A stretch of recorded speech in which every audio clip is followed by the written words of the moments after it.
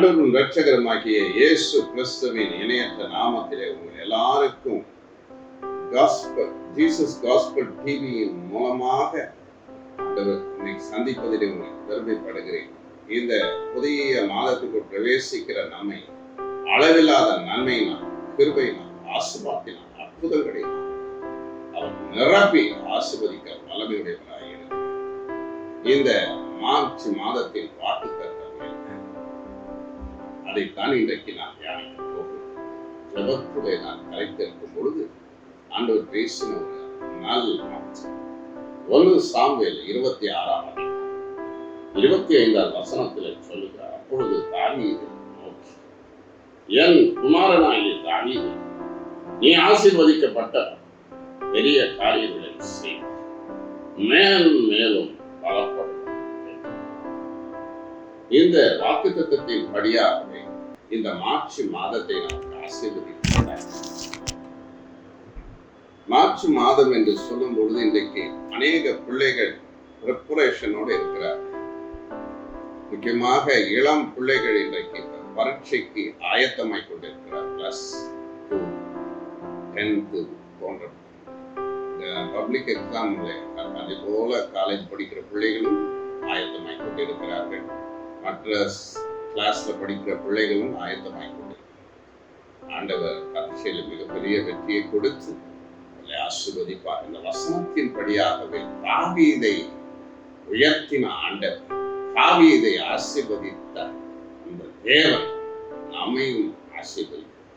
இந்த வார்த்தையானது தாவீதின் மாமனாகிய சவுல் சொல்லுகிற ஒரு வார்த்தை, ராஜா சொல்லுகிற ஒரு வார்த்தை. இந்த சவுல் குறித்து சொல்லும் பொழுது அவன் பற்றி கெட்டவனாகத்தான் வேதத்திலே சொல்லப்படுகிறது. அநேகர் பிரசங்கிப்பதும் உண்டு. ஆனால் இந்த சவுல் தாவீதை கொலை செய்ய வேண்டும், வேட்டையாட வேண்டும், அவனை அழிக்க வேண்டும் என நினைத்த அந்த சவுலின் இருதயத்தை ஆண்டவர் திருப்பி, அவர் சவுலின் மூலமாக தேவன் கொடுத்த தீர்க்க தரிசன வார்த்தை தாவீதை ஆசீர்வதிப்பது. இந்த வார்த்தை சவுலுக்கு தாவீதை கண்டால் பிடிக்கவே பிடிக்க, அவன் எப்படியாவது கொல்ல வேண்டும், அழிக்க வேண்டும் திட்டம் படிக்கொண்டே இருந்தான். காரணம், அவனுக்குள் பொறாமையின் ஆவி வேலை செய்யும். எப்படியாவது அவனை அழிக்க வேண்டும் என்று நினைத்தார். ஆனால் தாவீதோடு ஆண்டவர் இருந்தார். தேவ கிருபை இருந்தது, அவனை பாதுகாத்தார். என்னென்ன தப்புகள் எல்லாம் செய்ய நினைத்தானோ சவுல், எல்லாவற்றிலிருந்து ஆண்டவர் தாவீதை விலக்கி பாதுகாத்தார். காரணம், தாவீது தேவனால் தெரிந்து கொள்ளப்பட்டார். இந்த வார்த்தையானால் சவுலோட இருதயத்தை திருப்புவதற்கு காரணமான இந்த வார்த்தை என்ன? எதனால் இப்படி சொன்னார்? 1 சாமுவேல் 26 23, 24 வசனங்களில் இன்றைக்கு கர்த்தர் என் கையில் ஒப்பு கொடுத்திருந்தும் கர்த்தர் அபிஷேகம் பண்ணவர் மேல் என் கையை நீட்ட மனதில்லா.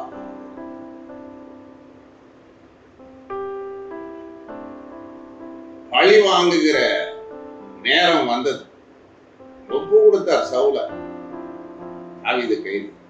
சில நேரங்கள்ல நம்மை விரோதிக்கிறவர்கள் கூட நம்ம கையில ஒப்பு கொடுத்துருவார் சில நேரம். ஆனாலும் தாவீது சவுலை மதித்தார். சவுலுக்குள் இருக்கும் அபிஷேகத்தை மதித்தார். அவருடைய ஸ்தானத்தை மதித்தார். அது மட்டுமல்ல, பகையே அந்த பழிவாங்குகிற எண்ணம் கொள்ளவில்லை. அதற்கு பதிலாக அவரை மன்னித்தார். அவருக்கு நன்மை செய்தார். அவரை காப்பாற்றினார். இதன் நிமித்தம் சவுலின் வாழ்வில் ஒரு திருப்பம் வந்தது. இருதயத்தில் தேவன் அவரோடு பேசினார். அதுவரைக்கும் அசுத்தாவிலே வாழ்ந்த சவுல் ஏற்கனவே அவர் தீர்க்க தரிசன வரத்தை பெற்றிருந்தார்.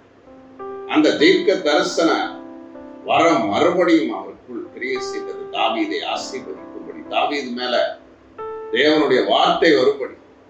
இந்த மாதிரி சம்பவம் பிழையம் தீர்க்கதரிசியுடைய வாழ்க்கையிலும் இருந்தது. இஸ்ரவேலை சபிக்கும்படி போன பிழையாம் தீர்க்கதரிசியுடைய கண்ணை ஒரு கழுதை பேசினது நிமித்தம் திறக்கப்பட்ட போது அவன் சொல்லினார் நல்வார்த்தைகள். அதே போலத்தான் தாவீதுக்குள் இருந்த கனியை பார்த்து, தாவீதுக்குள் இருக்கிற தேவனுடைய கிரியை பார்த்து அவனுடைய இருதயத்தில் அவனுக்குள்ளே இருந்த கசப்பு, வெறுப்புகள், குரோதங்கள் எல்லாம் மாறியது காரணம் தாவீது அவனை நேசித்தார். அதன் நிமித்தம் சவுலுக்குள் ஒரு சமாதானம் ஏற்பட்டது. அவன் இருதயத்தில் ஒரு சமாதானத்தை ஆண்டவர் ஊற்றினார். அப்பொழுதுதான் அவர் சொல்லுகிறது வார்த்தை. இதைத்தான் இன்றைக்கு நாம் தியானிக்க போகிறோம். இந்த வாக்கு தத்தத்தை அன்றைக்கு சவுல் மூலமாக தேவன் பேசினார். இன்றைக்கு உங்க சத்ரு வாயில ஆசீர்வாதத்தை கூற போகிறார். உங்களை பகைக்கிறவங்க, உங்களுக்கு விரோதமாக எழும்புகிற மக்கள் உங்களை ஆசீர்வதிப்பதை இந்த மாதத்தில் நீங்க பார்க்க போகிறீங்க. சரி, அந்த வாக்கு தத்தத்தை நாம் சுதந்திரிப்போம்.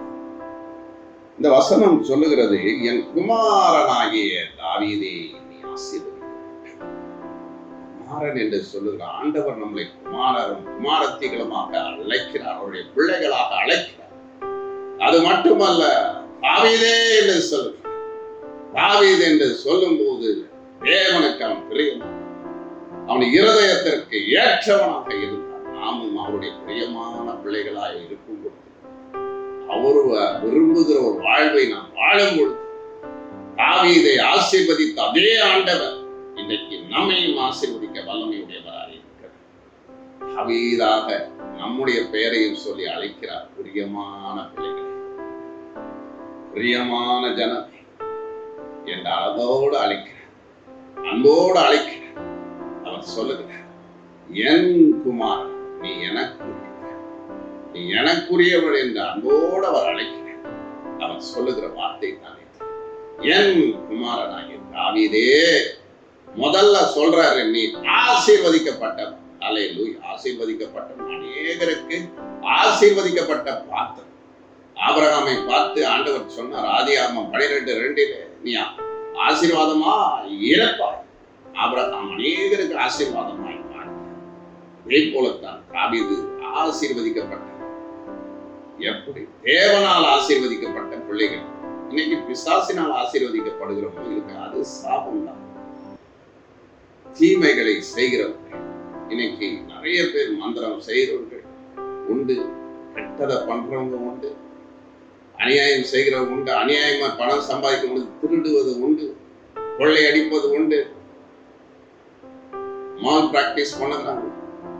அதெல்லாம் சாசினால் வருகிற ஆசீர்வாதம், தேவனிடத்துல வருகிற ஆசீர்வாதம், நீதியான ஆசீர்வாதம். அவருடைய கிருபை யாருக்கு இருக்கிறதோ அவங்க ஆசீர்வதிக்கப்பட்ட பிள்ளைகள். தேவன் யாரோடு இருக்கிறார்? ஏன் இதை சொல்ல வேண்டாம்? தாவீதோட கர்த்தர் இருக்கிறதை சவுல் அறிந்திருந்தார். பெலிஸ்தியர்கள் ஈசாக்குக்கு விரோதமாய் எழும்பின பொழுது, ஈசாக்கோட ஆண்டவர் இருப்பதை கண்டு அவங்க சொல்றாங்க, நிச்சயமாக கர்த்தர் உன்னோட இருக்கிறார். தேவனுடைய பிள்ளைகளோடு அவர் இருக்கும் போது நம்ம ஆசீர்வதிக்கப்பட்டவர். நம்ம செய்யற காலையெல்லாம் ஆசீர்வாதமா தான் இருக்கும். தேவனுடைய கிருபை யார் யார் மேலெல்லாம் வச்சிருக்கிறாரோ, தேவனுடைய அபிஷேகம் யார் யார் மேலாம் இருக்குதோ, தேவனுடைய கரம் யார் மேலாம் இருக்குதோ, கண்டிப்பா நம்ம ஆசீர்வதிக்கப்பட்டோம். அநேகருக்கு ஆசீர்வாதமா இருப்போம், தேசத்துக்கு ஆசீர்வாதமா இருப்போம், சபைக்கு ஆசீர்வாதமா இருப்போம். நீ ஆசீர்வதிக்கப்பட்ட ஒரு பாத்திரம் என்று சொல்லுங்க. பாத்திரம் தேவன் பயன்படுத்துகிற ஒரு பாத்திரம். நீ அநேகருக்கு ஆசீர்வாதமா இருப்ப. எஸ்தர் அவங்க தேசத்துக்கு ஆசீர்வாதமா இருப்ப. தாவீது தேசத்துக்கு ஆசீர்வதிக்கப்பட்டவனாக இருந்தார். தேவனுடைய ஆசீர்வாதம் யார் யார் மேல இருக்குது, அவங்க எல்லாம் ஆசீர்வதிக்கப்பட்ட சந்ததி.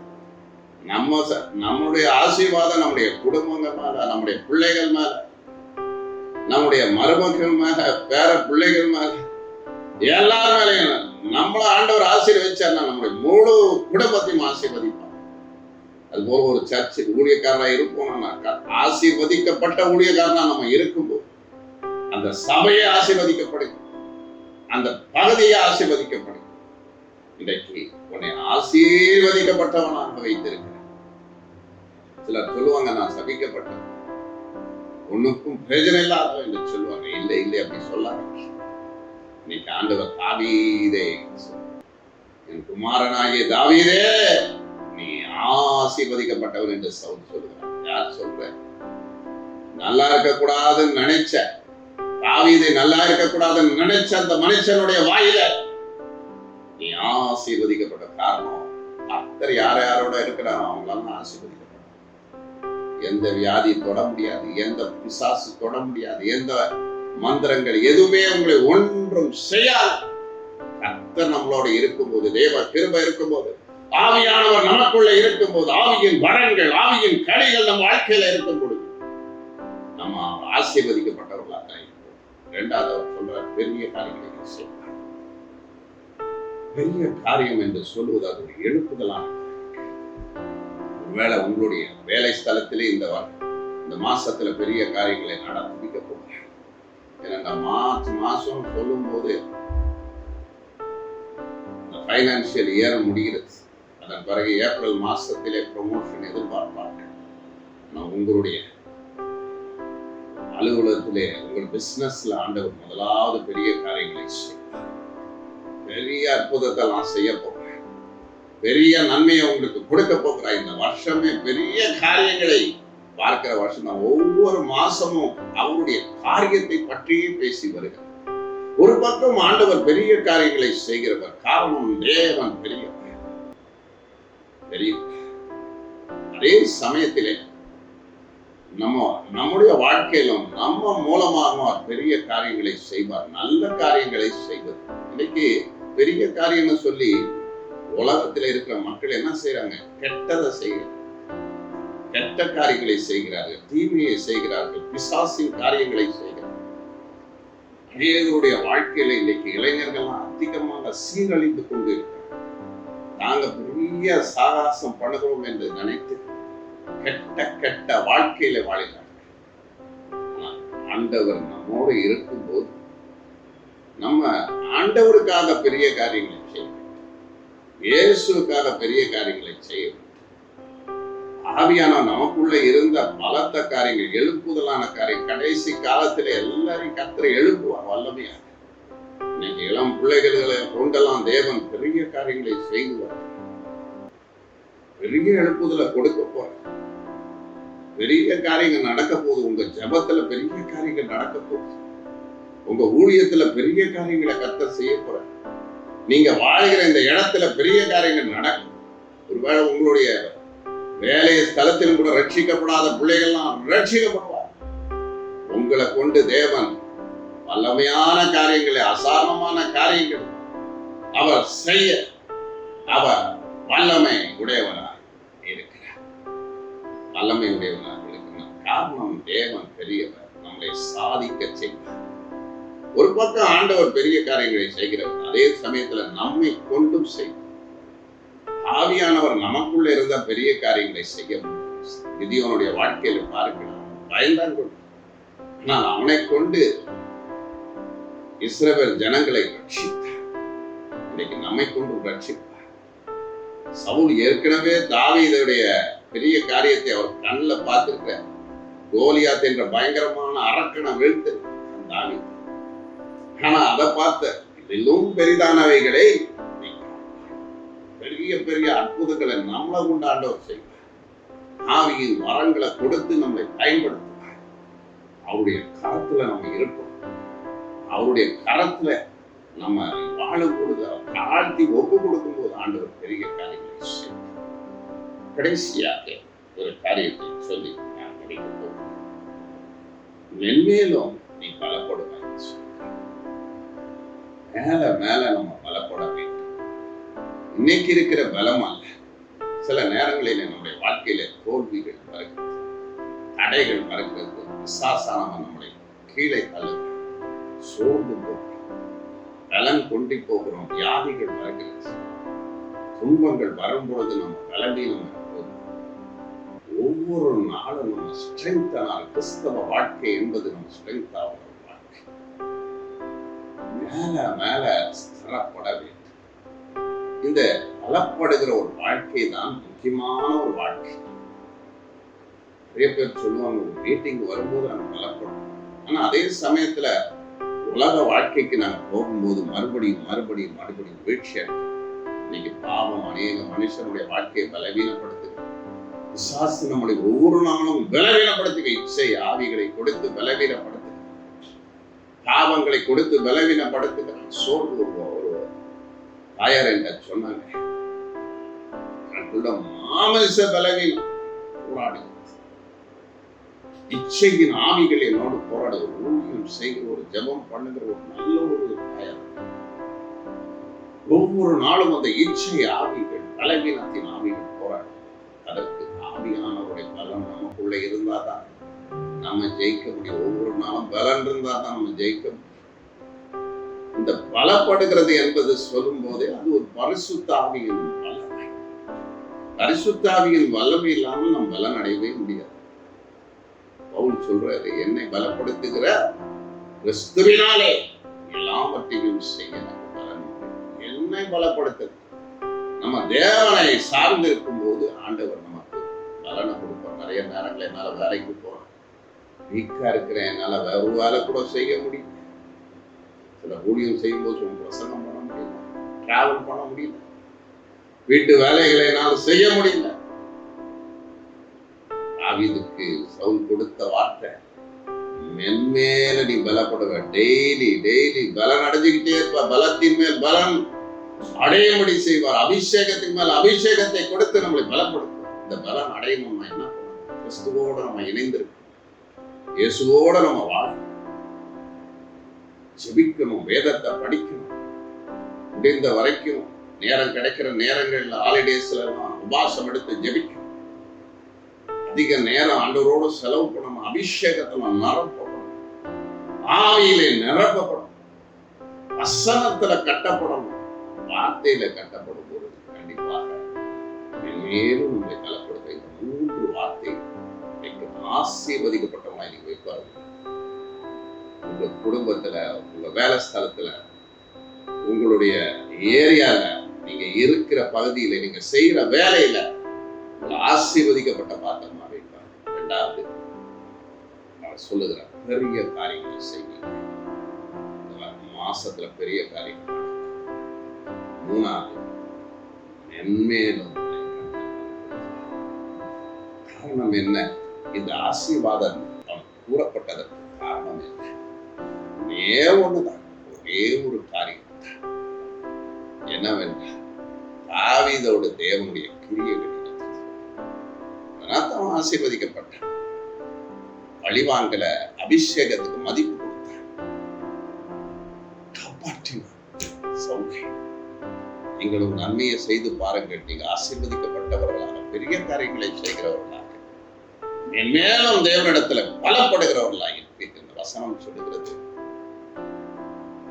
தாவீது தன் வழியில போனான், சவுல் அந்த அவனுடைய ஸ்தானத்திற்கு போனான் என்று ஆண்டவர் நம்மை இந்த மாதம் முழுவதையும் கிருபையோடு நடத்தி ஆசீர்வாதத்தோடு நடத்துவார். ஆசீர்வதிக்கப்பட்ட பாத்திரமாக தாவீதை போல நம்மை ஆசீர்வதிப்பார். நம்முடைய குடும்பங்களை ஆசீர்வதிப்பார், நம்ம வீட்டை ஆசீர்வதிப்பார், நம்ம எல்லைகளிலே ஒரு பாதுகாப்பை வைப்பார். நல்லா ஜெபம் பண்ணுவோம். ஹல்லேலூயா. உனக்காக ரத்தத்தை சிந்தினவர், பாடு மரணங்களை சகித்த இயேசு கிறிஸ்து இன்றும் ஜீவனோடு இருக்கிறார், நம்மை காப்பாற்றுவார். ஹல்லேலூயா.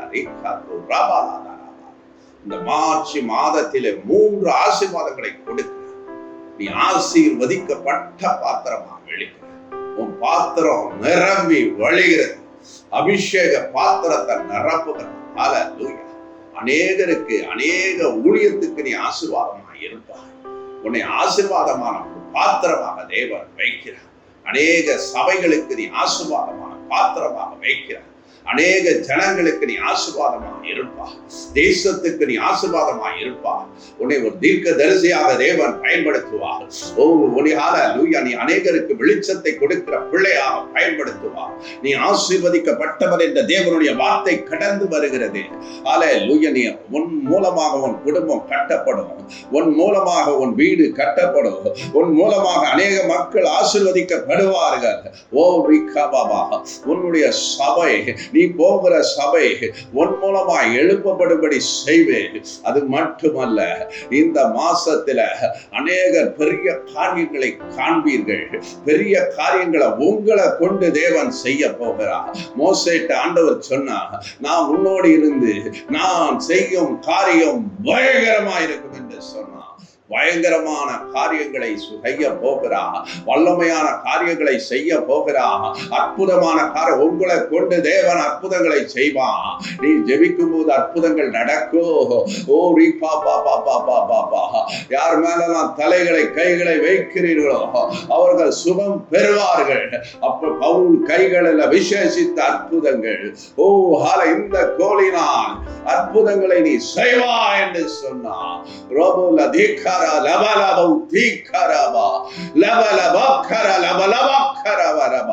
பெரிய காரியங்களை, எழுப்புதலின் காரியங்களை நான் செய்ய வல்லமையோட எழும்பி பிரகாசிங்க, எழும்பி பிரகாசிங்க. கட்டப்பட்ட வாழ்க்கையிலிருந்து விடுவிக்கிறா. அல்லேலூயா. சத்துருவின் பிடியிலிருந்து விடுவிக்கிறா. முதுகு தண்டு பலவீனங்கள் நீங்கி போகிறது. சரீரத்திலே அதிகமான வலிகளோடு கஷ்டப்படுகிறீர்கள். இயேசுவின் கரம் தொடுகிறது. இருளின் அதிகாரங்கள் விலகுகிறது. இந்த நாட்களிலே வியாதிகள் பரவி கொண்டிருக்கிறது. எங்கு பார்த்தாலும் ஸ்டேட் பை ஸ்டேட் இனி வியாதிகள் பரவி கொண்டிருக்கிறது. நிறைய ஹல்லேலூயா ஹல்லேலூயா ஹல்லேலூயா. சிலர் சொல்லுகிறார்கள் இது கொரோனா போல இருக்கிறது என்று சொல்லி. அப்படிப்பட்ட கோல்டுங்க, ஹல்லேலூயா, பாதிப்புகள், முதுகு பாதிப்புகள், நரம்பு பிடிப்புகள், ஹல்லேலூயா, எல்லாத்திலிருந்து கர்த்தர் விடுதலை கொடுக்கிறார். எல்லா செய்வினை மந்திர கட்டுகள் உடைவதாக, வில்லி சூனியத்தின் கட்டுகள் உடைவதாக, எல்லா பொறாமையின் ஆவிகள், எரிச்சலின் ஆவிகள் எல்லாம் எரிந்து போவதாக. குடும்பங்களை கட்டுகிற பொறாமைகள், குடும்பங்கள்ல இருக்கிற எரிச்சலின் பிரியங்கள், வயதானவர்களை காப்பாற்றுவீராக. ஆண்டவரே, சின்ன பிள்ளைகளை காப்பீராக. எல்லா பொல்லாத ஆவிகள் அகன்று போவதாக. இருளின் அதிகாரங்கள் விலகுவதாக. இச்சையின் ஆவிகள் விலகுவதாக. அசுத்த ஆவிகள் விலகி போவதாக. எல்லா பொல்லாத ஆவிகள் அகன்று ஓடுவதாக. ஒவ்வொரு வீடுகளை கட்டி வைத்திருக்கிற எல்லா பிசாசின் வல்லமைகள் விலகி போய் இயேசுவின் நாமத்தில தீவினுடைய அபிஷேகம் பரிபூர்ணமா இந்த மாசத்துல இறங்கி வரட்டும். அநேகரை பலப்படுத்தும் பலவீன கட்டுகள், சரீரத்திலே கால்களை நடக்க முடியாத பலவீனங்கள், கைகளிலே இருக்கிற பலவீனங்கள், சரீரத்திலே இருக்கிற பலவீனங்கள், மாமிச பலவீனங்கள், அசுத்த ஆவிகளினால் வருகிற பலவீனத்தின் ஆவிகள் ஓடுவதாக. வலிப்பு வியாதிகள் சுகமடைவதாக. ஃபிட்ஸ் நோய்களை குணப்படுத்துவீராக. எல்லா விதமான டியூமர்கள் மறைவதாக. ஹல்லேலூயா. கேன்சர் சுகமடைவதாக. போன் ப்ராப்ளங்கள் சுகமடைவதாக. எலும்பு தண்டு பகுதிகளிலே தேவனுடைய ரத்தம் ஊற்றப்படுவதாக. இறங்கி வரும்படி நான் ஜெபிக்கிறேன் அப்பா. ஆண்டவரே, இந்த ஹல்லேலூயா ஜீசஸ் காஸ்பல் இந்த ஊழியத்தை ஆசீர்வதிக்க வேண்டும் என்று ஜெபிக்கிறேன். இந்த புதிய மாதத்திற்குள் பிரவேசிக்கிற ஒவ்வொரு பிள்ளைகளுடைய வாழ்க்கையிலும் நன்மையும் கிருபையும் தொடருவதாக என்று ஜெபிக்கிற. எல்லா தடைகள் உடைவதாக. சுவிசேஷ வாசல்கள் மூடப்படுகிற தடைகள் எல்லாம் உடையட்டும் ஐயா. ஆண்டவரே, ஊழியத்தின் வாசல்கள் திறக்கட்டும். எல்லா ஊழியங்களும் ஆசீர்வதிக்கப்படட்டும்.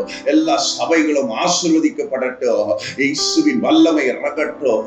ஊழியக்காரர்களை கொண்டு தாவீதை போல பெரிய காரியங்களை நடவைக்கப்படும்படி நான் ஜெபிக்கிறேன். துதி கன மகிமை எல்லாம் உமக்கே செலுத்துகிறேன். மீட்பரும் இரட்சகருமாய் இயேசுவின் நாமத்திலே ஜெயம் கொள்ளும் நல்ல பிதாவே. ஆமென். God bless you. ஒவ்வொருவரையும் மாதத்திலே ஆசீர்வாத ஜெபத்தோடு ஒவ்வொரு நாளும் கடந்து போங்க. கர்த்தர் உங்களோடு இருந்த தாவீதின் தேவன் உங்களை ஆசீர்வதித்தது போல ஆசீர்வதிப்பார்.